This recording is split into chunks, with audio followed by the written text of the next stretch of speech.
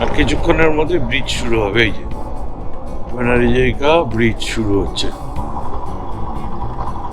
Indian longest bridge.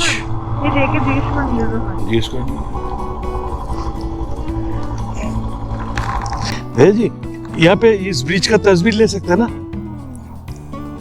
ये bridge का तस्वीर, ये लंबा ब्रिज है ना, हाँ ये तस्वीर ले सकते हैं और ड्रोन का भी छवि उठा सकते हैं ना।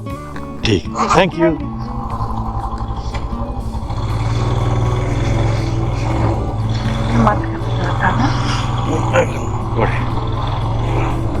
আমরা ভূপেন হাজারিকা ব্রিজে উঠে গেছি অলরেডি। তো ভূপেন হাজারিকা ব্রিজের উপরে এখন দাঁড়িয়ে রয়েছি, আর এই হচ্ছে এখানকার ভিউ। পেছনে যে নদী দেখছি ওটা হচ্ছে লোহিত নদী, অনেকটা চওড়া নদীটা। আর দূরে একটা আবছায়া দেখা যাচ্ছে, ওটা হচ্ছে পাহাড়, মানে অরুণাচলের যে পাহাড় থেকে আজকে আমরা বেরিয়ে চলে এলাম সেই পাহাড়ের আবছায়াটা এখান থেকে দেখা যাচ্ছে। এই দেখুন দূরে একটা পাহাড়ের আবছায়া।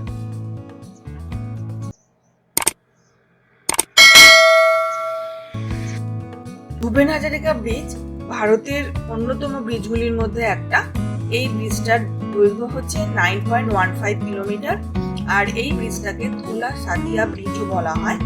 অরুণাচলের দিকে যেতে পরে হচ্ছে সাদিয়া ডিস্ট্রিক্ট, আর আসামের দিকে যেতে পরে হচ্ছে গিয়ে ধোলা ডিস্ট্রিক্ট। মানে ধোলা আর সাদিয়া ডিস্ট্রিক্টকে যেহেতু যুক্ত করেছে এই ব্রিজটা, তার জন্য এই ব্রিজের নাম হচ্ছে ধোলা সাদিয়া। আসাম এবং অরুণাচলকে এই ব্রিজটা যুক্ত করার ফলে এখানকার অধিবাসীদের যাতায়াতে যেরকম সুবিধা হয়েছে, তেমনই আর্মিরাও অনেক উপকৃত হয়েছে, কারণ তাদের বিভিন্ন ধরনের ভারী যানবাহন এই ব্রিজের ওপর দিয়ে অনায়াসে তারা চালিয়ে নিয়ে যেতে পারে। খুব অল্প সময়ের মধ্যে আর্মিরা তাদের যানবাহনকে ইন্দো চায়না বর্ডার এরিয়ায় নিয়ে যেতে পারেন।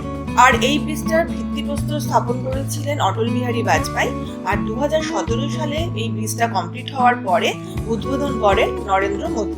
এই ব্রিজটার চারিপাশ মনোরম দৃশ্যে ভরা, সেটা আপনারা দেখতেই পাচ্ছেন।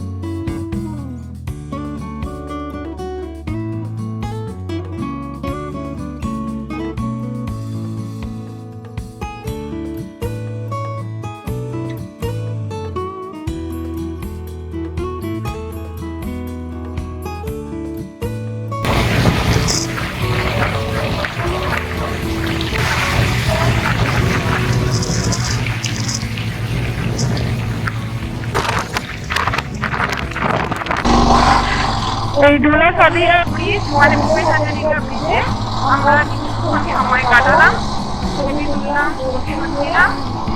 অসাধারণ লাগছে জায়গাটা। ভূপেন হাজারিকা সেতু শেষ